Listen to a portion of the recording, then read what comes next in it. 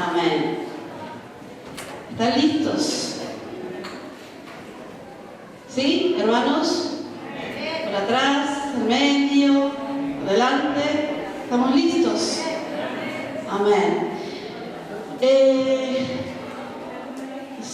La hermana Flavia está por allá, pero quería hacer una aclaración. Yo no he conversado con la hermana Flavia acerca de lo que ella compartió, pero solamente quiero hacer una aclaración. Con los nervios seguramente la hermana se traspapeló un poco y dice que los esposos son los sumos sacerdotes, y en eso quiero hacer la aclaración. Nosotros tenemos un sumo sacerdote que se llama Jesucristo. Él es el sumo sacerdote y los varones somos sacerdotes. ¿Amén? Y las mujeres son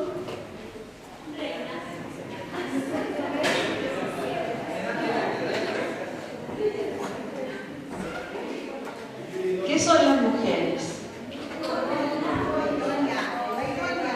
Yo no voy a predicar del matrimonio. Yo pregunté, los hombres son sacerdotes, las mujeres ¿qué son?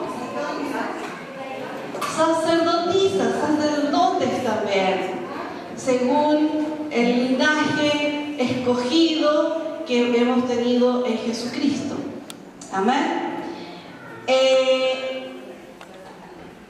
Por eso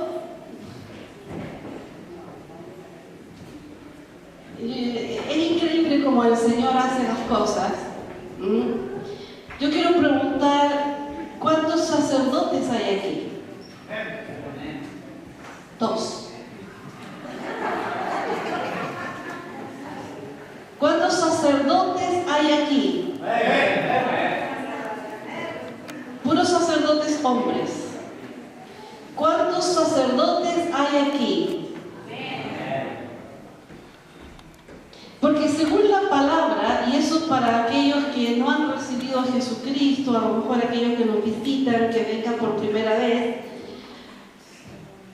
nosotros éramos gentiles antes que llegara Jesucristo a nuestras vidas, y la palabra dice de que cuando nosotros recibimos a Jesús como nuestro Salvador personal, Él nos hace reyes y sacerdotes.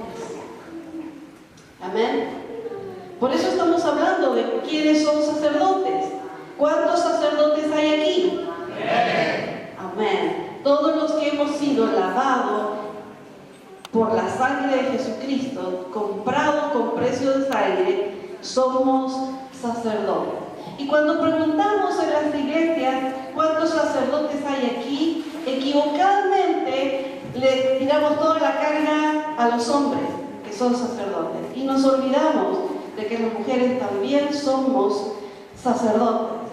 Y no vengo a deshacer lo que el Señor le mostró a las hermanas, sino que vengo a hablar de que nosotros muchas veces hablamos de sacerdotes y en las reuniones de matrimonio digo que el sacerdote despierte, porque hay un montón de sacerdotes durmiendo. O sea, cabezas de la familia están durmiendo, que en sus casas empiezan a pasar un montón de cosas porque están durmiendo, no se dan cuenta de los conflictos, de los problemas que pasan sus esposas, sus hijos y lo que está pasando alrededor, inclusive con los vecinos. Entonces, cada vez que hablamos de los sacerdotes, se les carga la mata, podríamos decir, inmediatamente a los hombres que ejerzan su sacerdocio. Y las mujeres, hay algunas mejores que otras, buenas para echarle dientecito así para que se encienda la llama del fuego del sacerdote, ¿cierto? Pero la llama del fuego de ella lo descuida. Echándole fuego al sacerdote descuida su propio sacerdocio. Y por eso digo, el Señor es increíble. Porque si yo hubiese sabido que las hermanas iban a hablar de todo esto, yo habría dicho no, cambio el tema. Pero como nadie sabía, entonces la pregunta era de que yo estaba haciendo, ¿cuántos sacerdotes habemos aquí? Y somos muchos, ¿cierto? Y ahí leamos en Éxodo capítulo 19.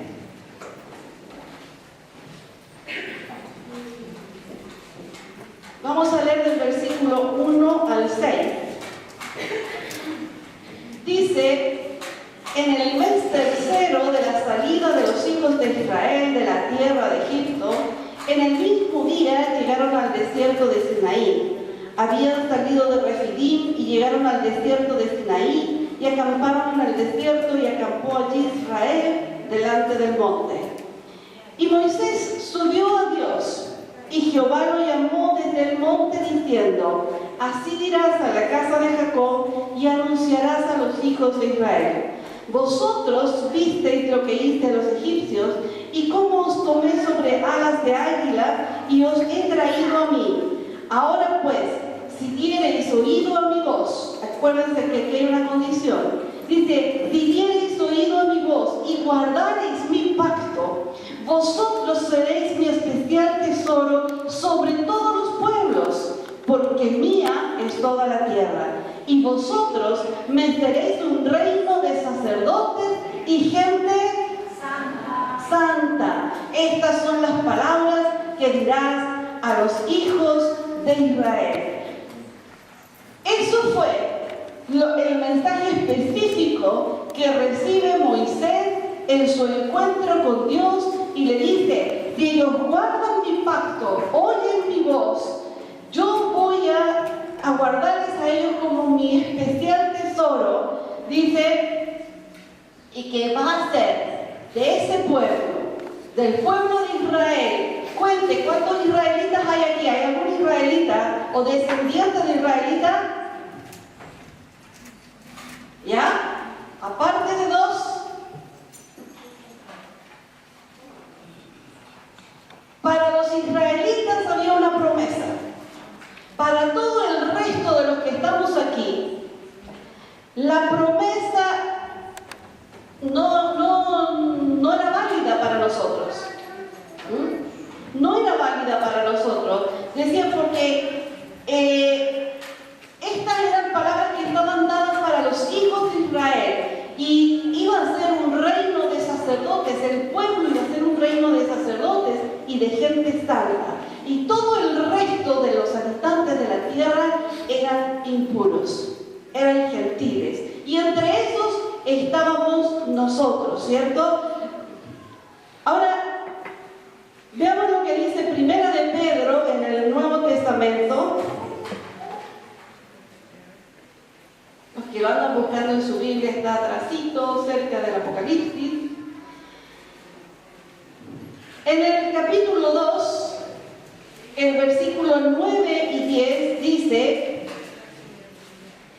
mas vosotros, y aquí está hablando a todos aquellos que escuchan el mensaje en ese tiempo, en ese lugar, hace años atrás, hoy día, y los que vayan a escucharlo más adelante. Dice: mas vosotros sois linaje escogido. ¿Real qué? Real sacerdocio. Nación santa. Pueblo adquirido por Dios, para que anunciéis las virtudes de aquel que os llamó de las tinieblas a su luz admirable. Vosotros, que en otro tiempo no erais pueblo, recuerden, no somos judíos, no somos descendientes de israelitas, así que nosotros que no teníamos ninguna oportunidad, dice, pero que ahora sois pueblo de Dios, que en otro tiempo estábamos fuera de la misericordia de Dios.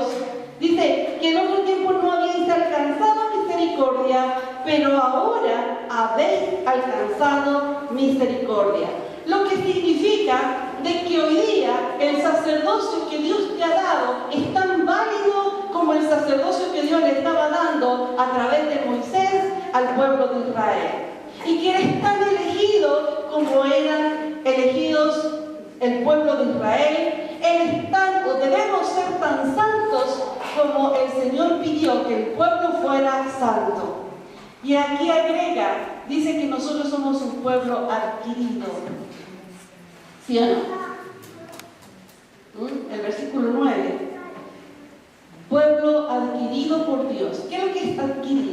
comprar, ¿cierto? Conseguirlo para mí. Y eso es lo que hizo Dios. Consiguió a este pueblo, consiguió a todos nosotros los que estábamos fuera del plan, de la promesa. El Señor consiguió, ¿cierto? Nos adquirió para su familia, para su pueblo, para sus sacerdotes, para su gente santa. Y eso nosotros lo sabemos bien, ¿cierto? Que lo hizo a través de Jesucristo. ¿Sí o no? ¿Estamos de acuerdo? Amén. Entonces, estamos hablando de sacerdocio, pero ¿qué significa ser sacerdote? Quizás aquí los hermanos podrán decir qué significa ser sacerdote, porque podrán decir, bueno, yo soy el sacerdote de mi casa, pero ¿qué hace el sacerdote de la casa? ¿Pregunto o no pregunto? Dejémoslo hasta ahí, ¿ya? Pero vamos a ir viendo lo que la palabra del Señor nos va diciendo que es el sacerdocio. Y quiero enfocar esta prédica en dos áreas. Primero, en qué significa ser sacerdote y las características. Y segundo, en cuál es la diferencia entre ser un sacerdote en el Antiguo Testamento y ser un sacerdote en el Nuevo Testamento.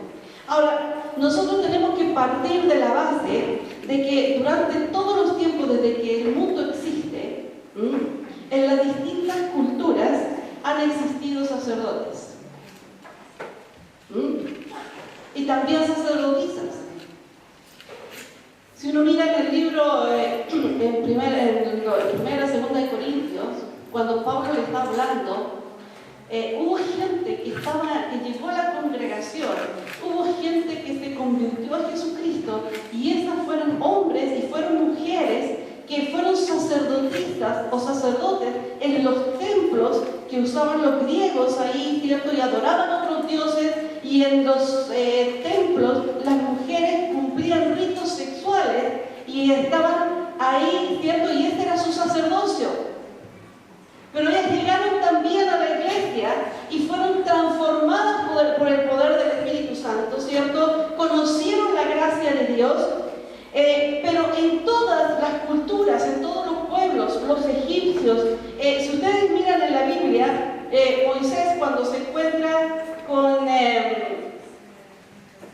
su futura esposa, dice que era una madianita, y cuando empieza a hablar del suegro, dice que era un sacerdote madianita. Antes que el pueblo de Israel llegara a conocer el sacerdocio ya existía en los otros pueblos. Los filisteos también tenían sacerdotes, los griegos también tenían sacerdotes. Pero ¿qué es un sacerdote? Y en realidad un sacerdote es un ministro que sirve exclusivamente en el templo ante el altar. Un sacerdote está relacionado con un Dios. Siempre un sacerdote va a estar relacionado con algo divino.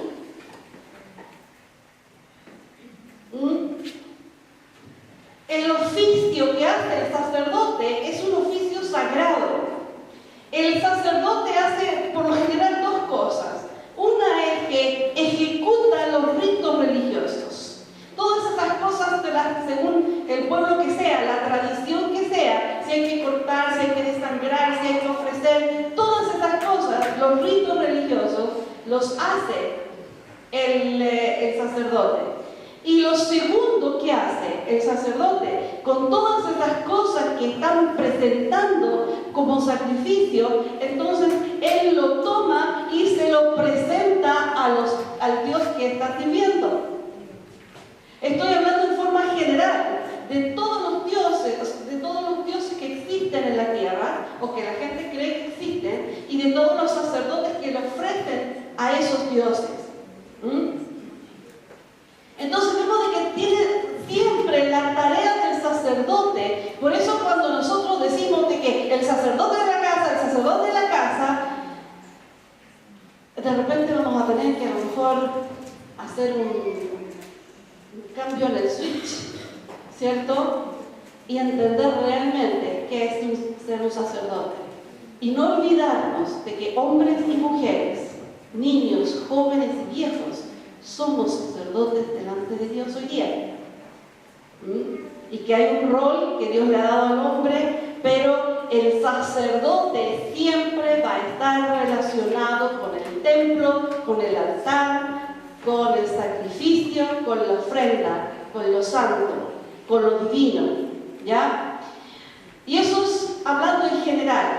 Cuando empezamos a hablar acerca del sacerdocio de Israel, Israel va pasando un cierto tipo de desarrollo en cuanto al sacerdocio, porque en el principio existían los patriarcas. Ustedes conocen a los patriarcas: Noé, Abraham, Isaac, Jacob, ¿cierto? Job también. El sacerdocio que ejecutaba el patriarca, por ejemplo, el padre, si la hija se iba a casar, el padre tenía el poder legal y espiritual para bendecir ese matrimonio. ¿Sí o no?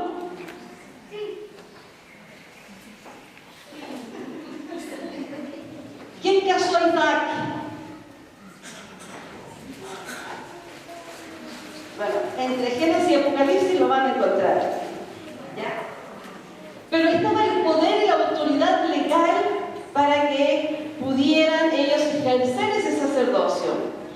El patriarca, el padre de familia, ministraba a Dios y hacía el sacrificio. Si, por ejemplo, nosotros pensamos cuando Abraham fue, esta se la van a saber, seguro.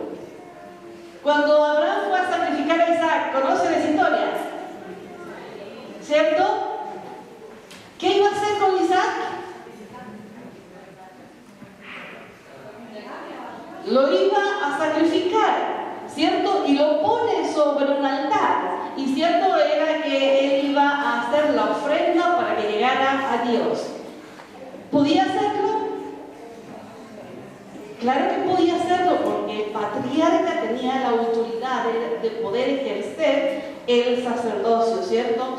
El patriarca, cuando ellos iban de un lugar a otro, ustedes recuerdan que esta gente era nómada, que vivían un tiempo en un lugar y después se iban a otro, ¿cierto? Y en cada lugar donde ellos iban, y cada vez que ellos tenían una experiencia con Dios, en ese lugar, el patriarca levantaba un monumento, ponía piedras, plantaba un árbol, o ponía, no sé, un palo, pero que señalizara: aquí se manifestó Dios de tal y tal forma.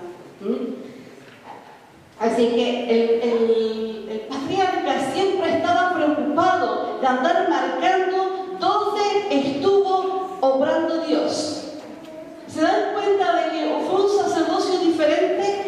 Pero de todas maneras, el patriarca estaba consciente de su responsabilidad, de su autoridad, de su privilegio de poder usar, ¿cierto?, esa autoridad para marcar dónde estaba obrando Dios. Después del tiempo de los patriarcas, en el tiempo post-patriarcal, no había muchos altares, sino que tenían un santuario ambulante. Esto ya fue en el tiempo después de Moisés. Y este santuario ambulante, ¿ustedes saben cómo se llamaba? El arca, no el arca de Noé, el arca del pacto, ¿ya? Y donde el pueblo iba, el arca iba, y en el arca iba la Shekinah, la presencia de Dios, ¿cierto? Y la gente tenía que tener ciertos rituales. Esa arca necesitaba un cuidado especial a causa de la santidad, a causa del que iba, de lo que iba dentro, y entonces cualquiera no podía llegar y tomar el arca, sino que realmente quien tomaba el arca eran sacerdotes enviados para hacerlo. No cualquiera, no de cualquier modo, y tenía que estar sin mancha, y si alguno estaba en pecado, lo más probable era que se muriera ahí mismo, ¿ya? Desde la época de Moisés, el sacerdocio se empezó a desarrollar, empezó a tomar más fuerza, Pero hay una cosa que aquí el Señor dice, y lo vamos a ver en Éxodo capítulo 39.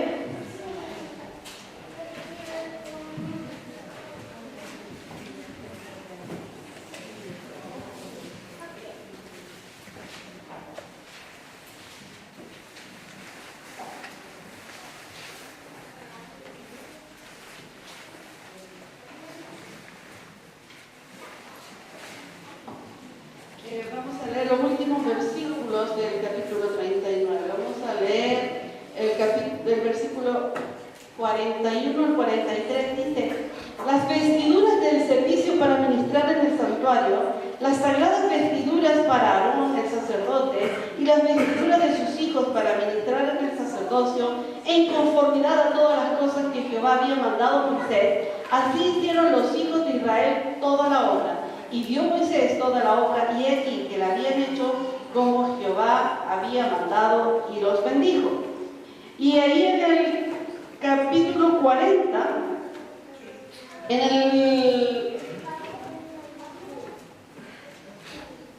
el versículo 11 al 15, dice: asimismo ungirás la fuente y su base y la santificarás. Y llevarás a Aarón y a sus hijos a la puerta del tabernáculo de reunión y los lavarás con agua. Y harás vestir a Aarón las vestiduras sagradas y lo ungirás y lo consagrarás para que sea mi sacerdote. Después harás que se acerquen, ¿quiénes? Sus hijos, y les vestirás las túnicas y los ungirás como ungiste a su padre, y serán mis sacerdotes. Y su unción les servirá por sacerdocio. ¿Sabe lo que es perpetuo? Para siempre, para toda la vida, mientras vivan. Dice, por sacerdocio perpetuo por sus generaciones. Y podemos ver de que en este tiempo se establece para el pueblo de Israel un sacerdocio a los sacerdotes. Sus hijos estaban incluidos en el sacerdocio. A ellos no les preguntaron si querían o no. A ellos no les preguntaron si estaban aptos, si les gustaba ser sacerdote o no, sino que llamaron a Aarón y después llamaron a los hijos, y los hijos pasaron por el mismo proceso que pasó Aarón. Y les invistieron de la misma unción, les invistieron de las mismas ropas, y las reglas, las leyes eran las mismas. En este periodo, el oficio del sacerdote determinaba la relación entre Dios y su pueblo. Ellos tenían un ungimiento especial, una vestimenta especial. Esta gente, los sacerdotes del pueblo, de todo el pueblo, había una tribu que fue llamada para ejercer el sacerdocio, y entonces esa era perpetua por las generaciones.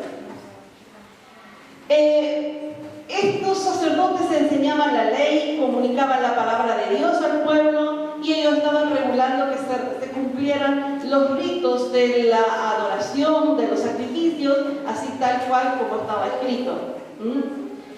Estos sacerdotes tenían que capacitarse, tenían que ser capaces de distinguir entre lo limpio y lo inmundo.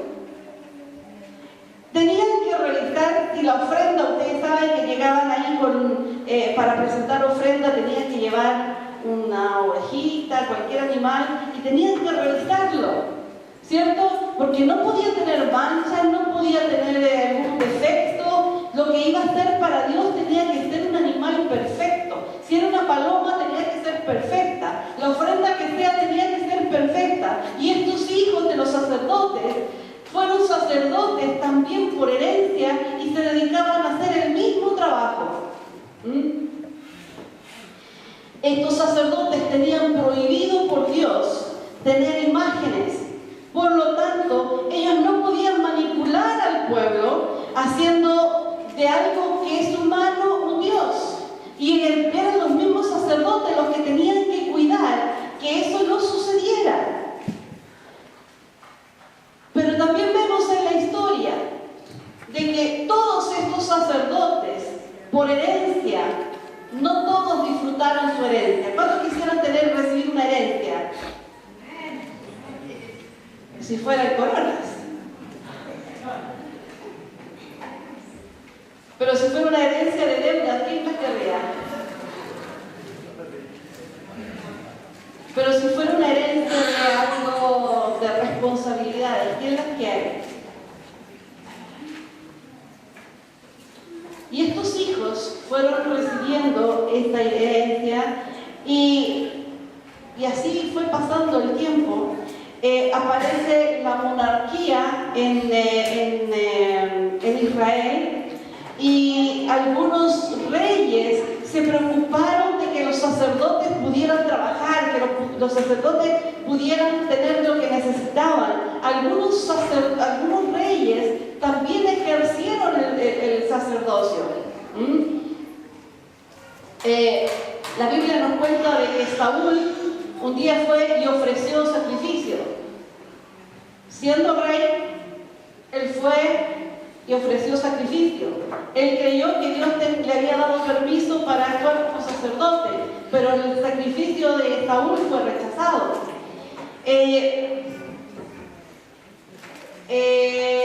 Hay otra historia en la Biblia del rey Usías que él hizo un sacrificio, él hizo el rol de sacerdote y la Biblia dice que después de eso él se convirtió en leproso, se llenó de lepra.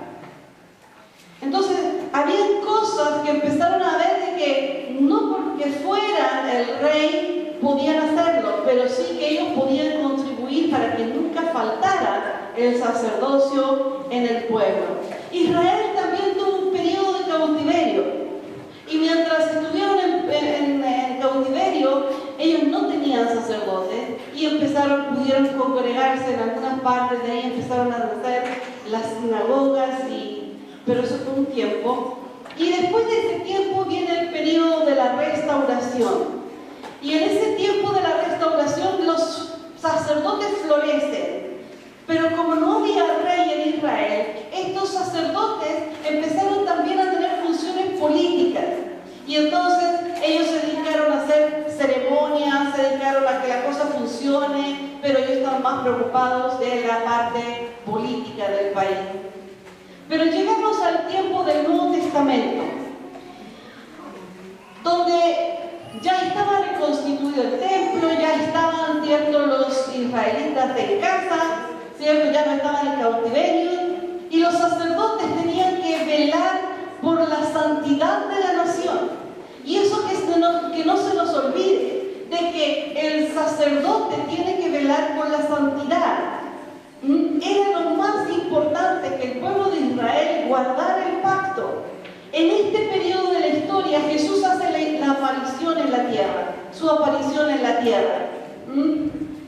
Y Jesús se encuentra con un partido político que se llamaban los saduceos. Era un partido de sacerdotes y fueron opositores fuertes al trabajo que el Señor Jesucristo hizo.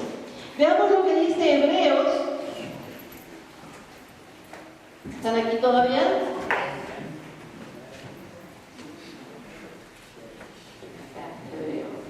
Hebreos capítulo 9.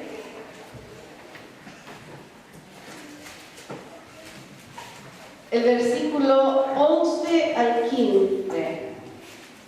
Dice: pero estando ya presente Cristo, sumo sacerdote de los bienes venideros, por el más amplio y más perfecto tabernáculo, no hecho de manos, es decir, no de esta creación, y no por sangre de machos cabríos, ni de becerros, sino por su propia sangre, entró una vez para siempre en el lugar santísimo, habiendo obtenido eterna redención.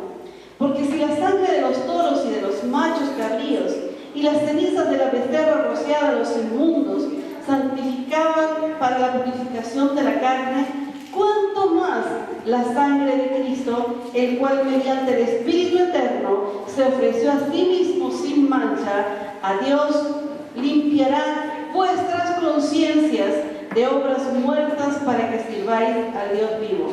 Así que Por eso es mediador de un nuevo pacto, para que interviniendo en muerte, para la remisión de las transgresiones que había bajo el primer pacto, los llamados reciban la promesa de la herencia eterna. Y aquí nos está diciendo de que todos los sacrificios que se hacían antiguamente eran imperfectos. Y que ahora había venido Jesucristo a cumplir todo este sistema sacerdotal y Él venía a hacer un nuevo pacto. Dice de que ya no va a ser necesaria tanto sacrificio, tanta purificación, ¿cierto?, con animales, ¿cierto?, porque ahora Él mismo había puesto su vida. Él se subió al altar del sacrificio, llamado la cruz, para que tú y yo no necesitemos estar constantemente haciendo sacrificios, ¿cierto?, sino que de una vez y para siempre nosotros podamos entrar en este nuevo pacto. Y dice que somos llamados a recibir la promesa de la herencia eterna. Quizás la historia del sacerdocio pueda ser algo largo, pero nos está revelando que el sacerdocio siempre estaba relacionado con ritos acerca del sacerdote. El sacerdote, Dios da, cuando llama a los sacerdotes, cuando empieza a desarrollar el sacerdocio, Dios da todos los detalles. Dios dice de que van a vestir de una forma. Ustedes saben de que Dios inventó los boxers.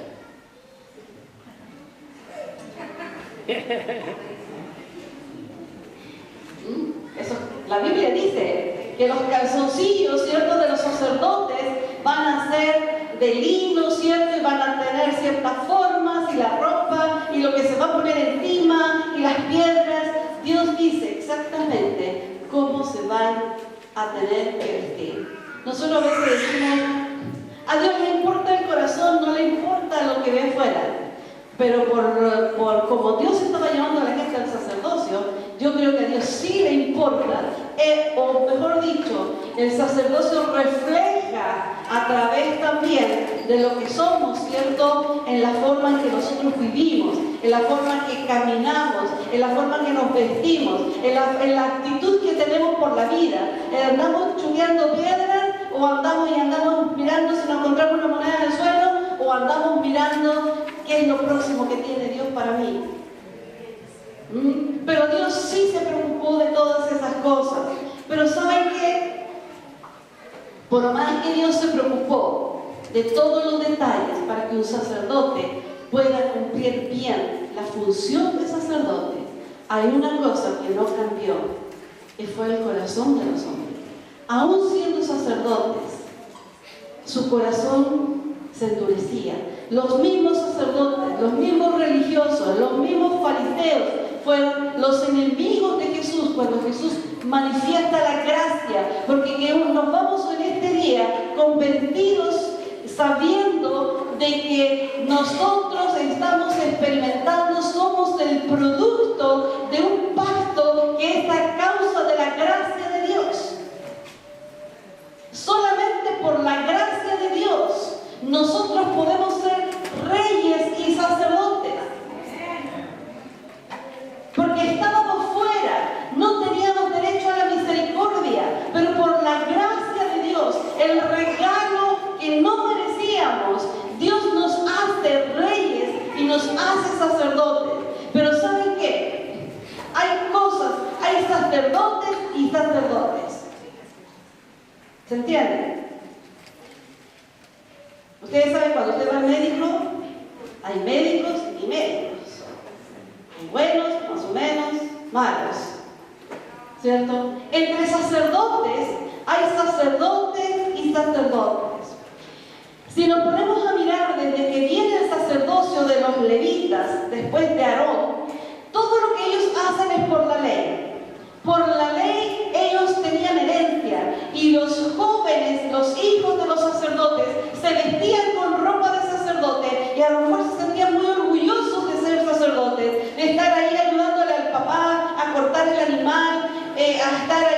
derramando la sangre, pero el corazón del sacerdote no estaba en lo que tenía que hacer. Muchos de ellos hicieron cosas de mala gana. La Biblia nos habla de muchas cosas, de muchos casos. Por ejemplo, tenemos el sacerdote Elí, ¿cierto? Donde el sacerdote Elí, sus dos hijos eran sacerdotes, reconocidos delante del pueblo como sacerdotes, pero ellos hacían lo malo delante de los ojos de Dios. Eran sacerdotes por el vestuario, pero su corazón no estaba valorando el privilegio que era presentar los sacrificios, relacionarse con lo divino, relacionarse con la santidad de Dios. A ellos no les importó la santidad, a ellos les importaba solamente que ellos pudieran ir y sacar con el cuchillo un pedazo de carne antes que estuviera lista y se la comían cuando ellos no tenían que comérsela. Muchos descuidaron también su sacerdocio. Y muchas veces a nosotros, siendo hijos de la gracia de Dios, siendo sacerdotes de un nuevo pacto, empezamos a tener estos mismos síntomas. Y esa es la otra parte, digamos, es la segunda parte en la que yo quiero hacer énfasis hoy día. De que el que ejerce el sacerdocio, ¿cuántos están contentos de ser sacerdotes? Pero ¿cuántas veces te has cansado de este sacerdocio? ¿Cuántas veces has hecho las cosas de mala gana? ¿Cuántas veces has hecho las cosas por obligación? Me pusieron aquí, me mandaron aquí, por obediencia estoy aquí, pero mi corazón no está aquí, mi corazón está en otra cosa. Si no vengo, me van a preguntar por qué. Si no hago esto, también. Y empezamos siendo hoy día sacerdotes. Los que no son sacerdotes hoy día pueden serlo, pero somos sacerdotes del nuevo pacto, del pacto de la gracia, donde Dios nos da todo sin merecerlo. Pero nosotros podemos hacer las cosas contentos para el Señor, o bien verlo como una carga, así como lo veían los hijos de los sacerdotes.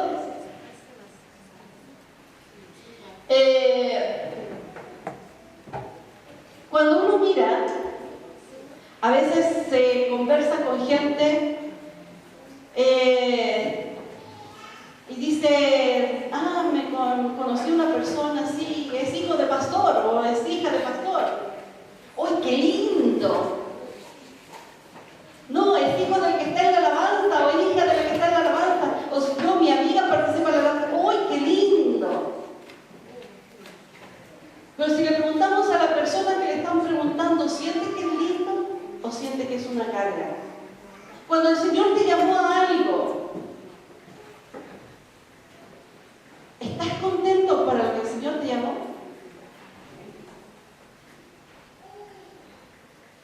¿O se te hace una carga? Y empezamos, voy a predicar. Pucha, ¿qué le predico? Si los hermanos le hemos predicado tantos años las mismas cuestiones y no entienden. A veces uno se enoja.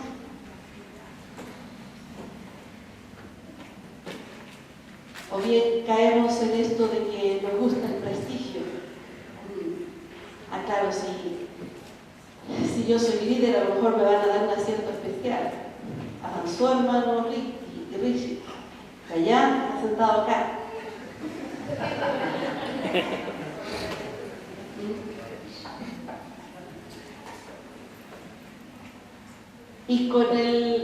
Y muchas veces nosotros, habiendo sido rescatados y el precio de nuestro pecado pagado por Jesucristo, el servicio que le damos al Señor es como si fuéramos sacerdotes de la ley. Lo heredamos y porque me tocó hacerlo, lo tengo que hacer. Pero no porque es lo que yo más deseo, porque estoy tan contenta de que el Señor me haya salvado, porque estoy tan contenta que el Señor se haya fijado en mí, porque estoy tan contenta que el Señor haya depositado su Espíritu Santo en mí, porque estoy tan contenta que el Señor me haya dado dones, porque estoy tan contenta que el Señor me dé sabiduría para desarrollar mis dones, porque estoy tan contenta que el Señor quiera contar conmigo y cuando quiera contar conmigo me encuentre. Porque entiendo que todo lo que yo haga,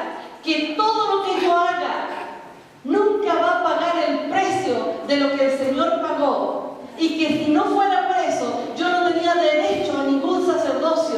Yo no tenía derecho a entrar a la presencia del Señor.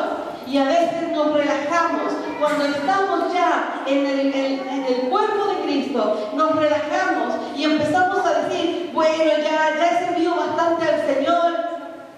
Me toca un tiempo de descansar. No digo que descansar sea malo, todo tiene su tiempo.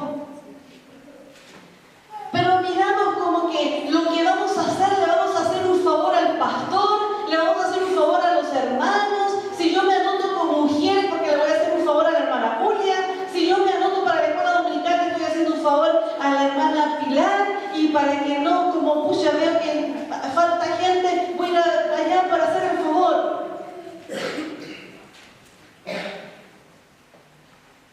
Pero el sacerdote del nuevo pacto está consciente de que el Señor Jesucristo pagó el precio y con todo lo que yo haga, Pablo dice, me podría gastar yo mismo, puedo gastar todo lo que tengo, aún yo mismo me puedo gastar, pero que alguien se salve. ¿Cómo estamos ejerciendo nuestro sacerdocio?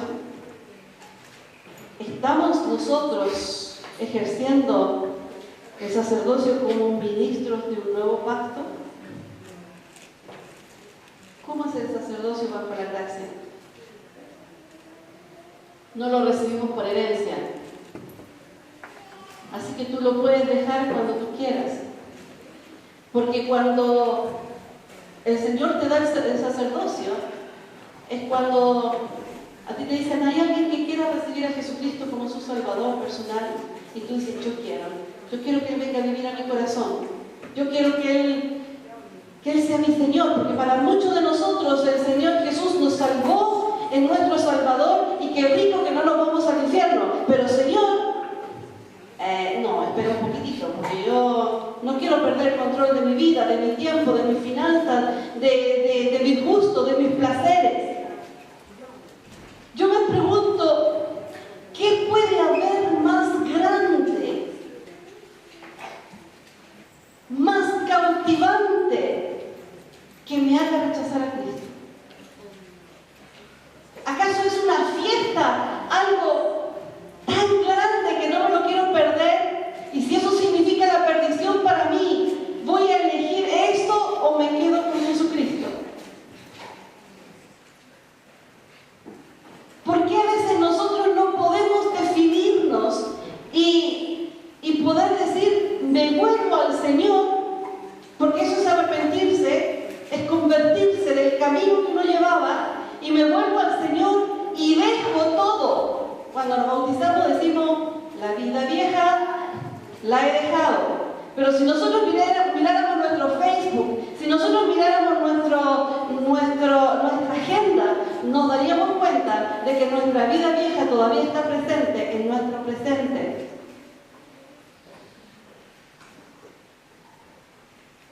Cuando nosotros empezamos a servir al Señor según el sacerdocio de la ley, perdemos el gozo de hacer las cosas. Todo se nos hace problema. Y lo podemos tomar por un tiempo y después lo dejamos. Pero perdemos el gozo, perdemos las fuerzas y no entendemos de que por más cansados que estemos, el Señor nos va a renovar las fuerzas. Que nuestra recompensa no está aquí, pero tenemos recompensa, aquí nos decía, la promesa de la herencia eterna. Pero nosotros, ¿cierto? Cuando amamos al Señor con todo nuestro corazón y le damos el honor que significa ser sacerdote. Por eso, ya sea que tú seas una sacerdote mujer o seas un sacerdote hombre, ya sea, porque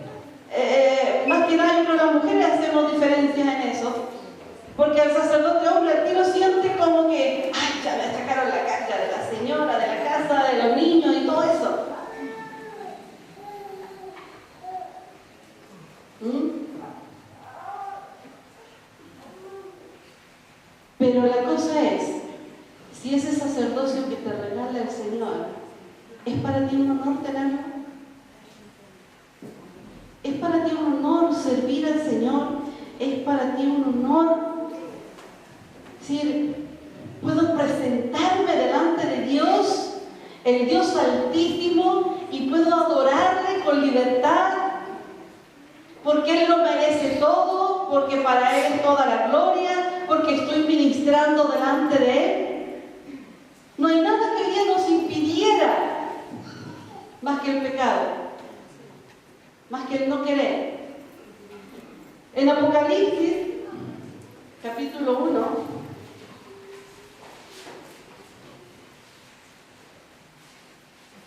el silencio, parece que dije algo indebido.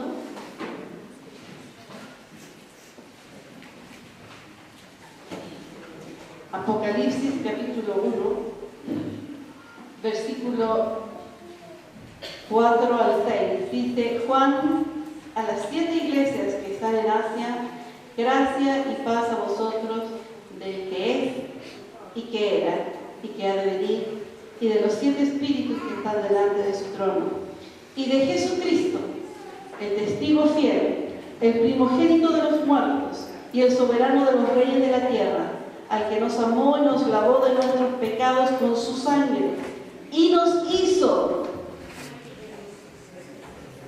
reyes y sacerdotes para Dios, su Padre. A Él sea gloria e imperio por los siglos de los siglos. Amén. Y ahí mismo en Apocalipsis, capítulo 5, versículo 4 al 10, dice: y lloraba yo mucho, porque no se había hallado ninguno digno de abrir el libro, ni de leerlo, ni de mirarlo. Y uno de los ancianos me dijo: no llores, he aquí el león de la tribu de Judá, la raíz de David, ha vencido para abrir el libro y desatar sus 7 sellos.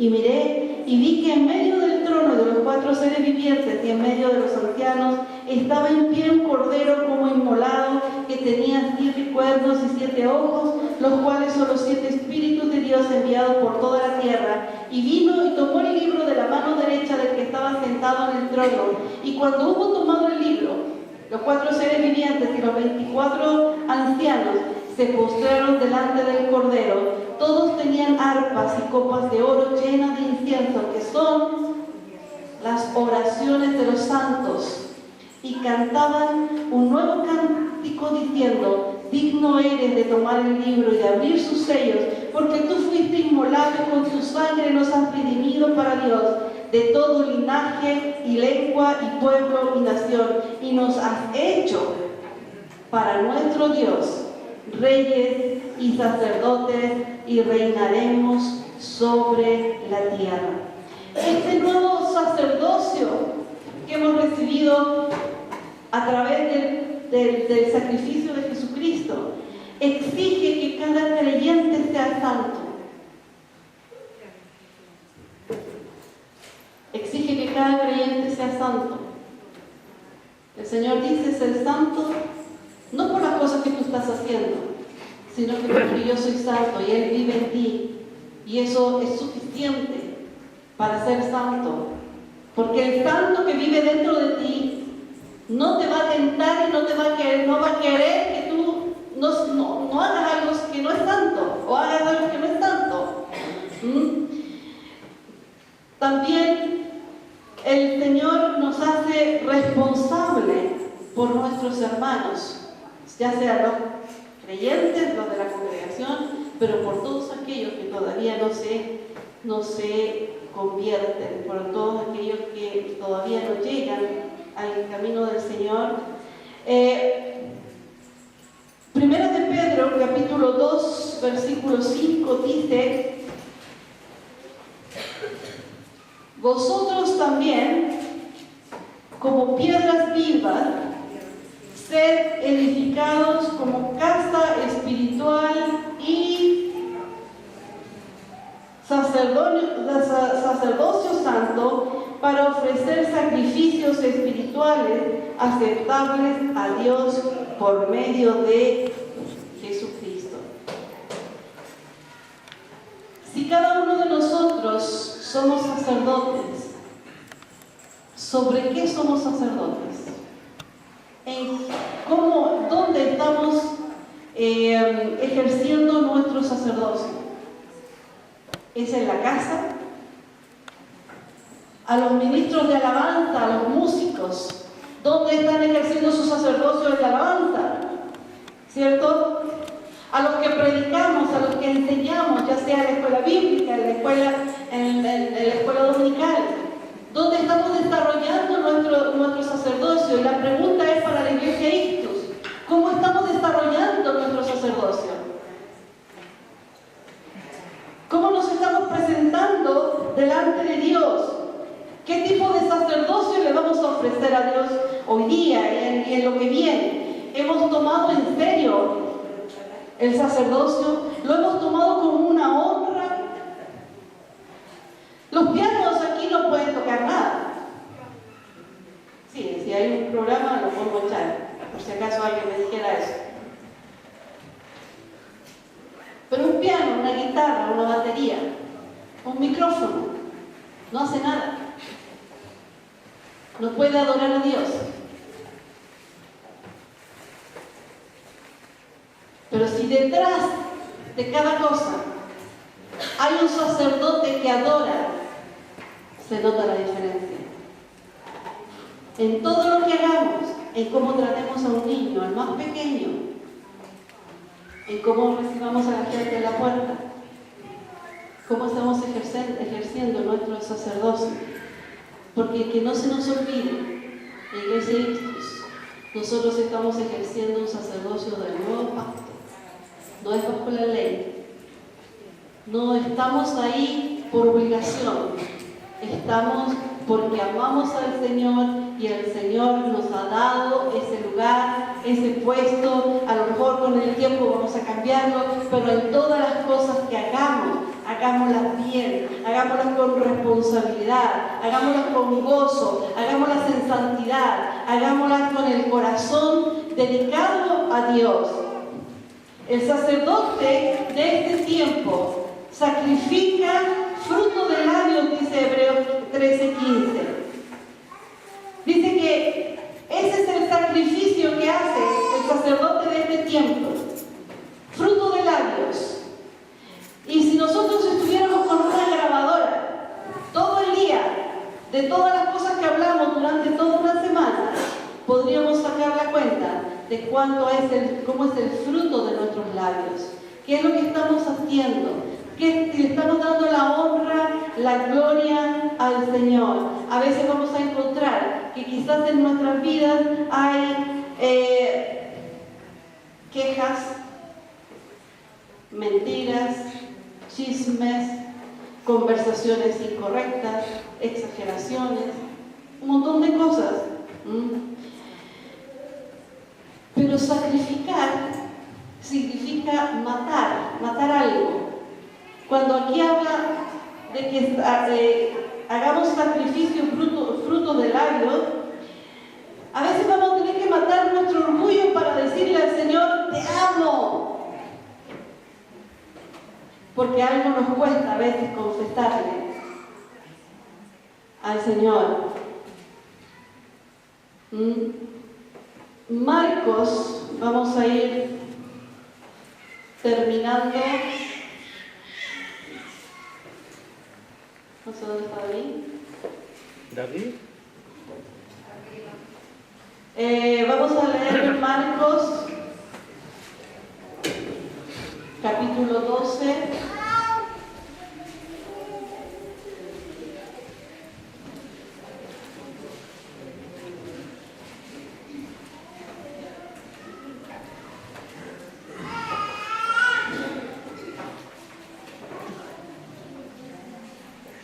Vamos a leer el versículo 30 al 34.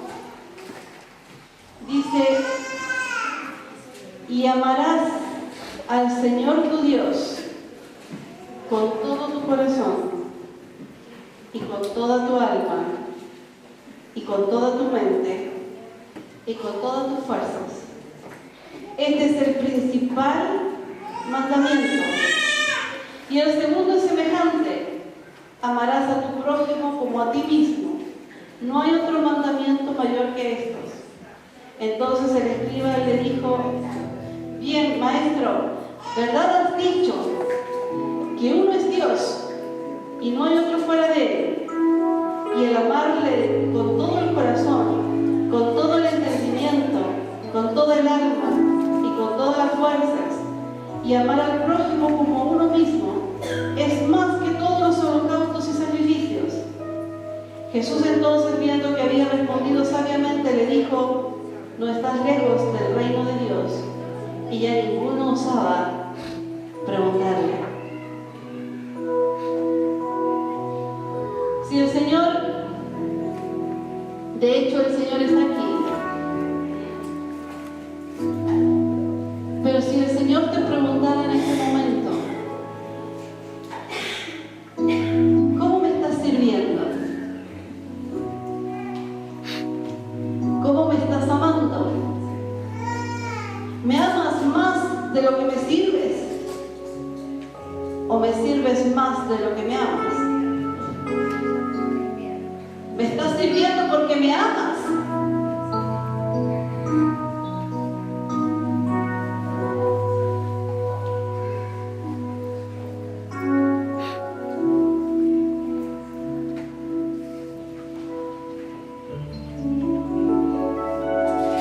Y amarás al Señor tu Dios con todo tu corazón, con toda tu alma y con toda tu mente y con todas tus fuerzas. Yo pensaba hace un rato, cuando estábamos adorando, no sé por qué se me vino a la imagen un funeral. Ustedes saben, cuando uno va a un funeral, hay un cajón y se está velando a alguien y se dicen muchas cosas de esa persona. Mucha gente hace lo suyo, conversa, se encuentra con gente que no ha visto mucho tiempo. Otros se dedican a comer, otros se dedican a llorar, otros se dedican a muchas cosas. Alrededor de ese cajón, pero esa persona ya no está ahí. Y el Señor me mostraba que cuando la iglesia se junta para adorar su nombre, Él sí está. Pero a veces nosotros tenemos la misma actitud. Nos olvidamos del que está aquí y conversamos entre nosotros. Y nos acordamos de cosas, y nos da hambre, y pensamos quebrar el café, pero nuestro corazón no está en aquel que es el centro de nuestra vida. Pero el sacerdote de Dios, si está cansado, le va a pedir fuerzas al Señor. Si se le hace difícil, le va a pedir sabiduría. El sacerdote de Dios va a querer amarlo y pasar tiempo con Él. El sacerdote de Dios va a querer manifestar la presencia de Dios. El sacerdote de Dios se va a acomodar a lo que Dios le dice y no va a creer que Dios se va a acomodar a sus planes. Muchos de nosotros acomodamos, decimos a Dios que se acomode Él a nuestros planes. Pero no nos olvidemos que el Señor nos ha llamado, somos un real sacerdocio, gente santa. Yo te doy gracias, Padre, porque yo no conozco, Señor, todo lo que hay en tu corazón. No conozco por qué razón, Señor, tú querías que hablara de esto en este día. Pero una cosa es cierta, en esta reunión se ha hablado de sacerdocio y de sacerdotes. Pero tú quieres, Señor, que cada uno de nosotros, tanto hombres como mujeres, restauremos nuestro sacerdocio hacia ti, Señor.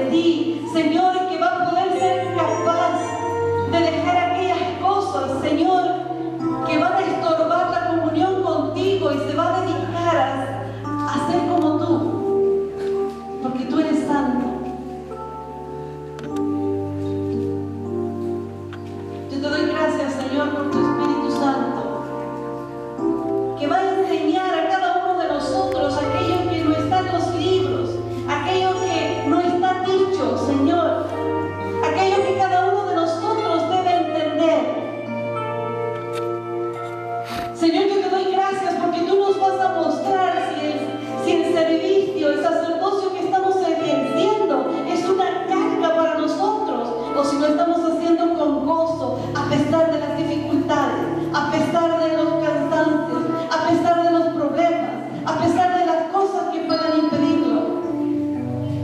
Porque sabemos, Señor, que somos parte de tu reino, que somos parte de tu gente, un pueblo santo que tú has llamado, Señor, para cumplir un propósito.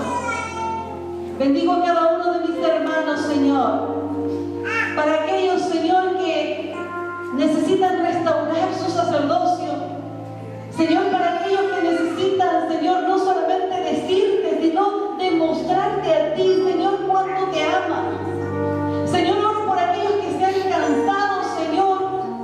Oro por aquellos, Señor, que recibieron sacerdocio, Señor, por herencia. Señor, y por esa es la causa por la cual no lo pudieron ejercer. Señor, para que la gracia tuya, Señor, sea revelada en sus vidas. Señor, y puedan hacer de acuerdo a tu corazón. Y que cada uno de nosotros, Señor, no nos avergoncemos y entendamos, Señor, que el sacerdocio no tiene que ver con la iglesia, que el sacerdocio tiene que ver contigo, con tu persona, y que el sacerdocio tiene que ver con santidad. Gracias te damos por toda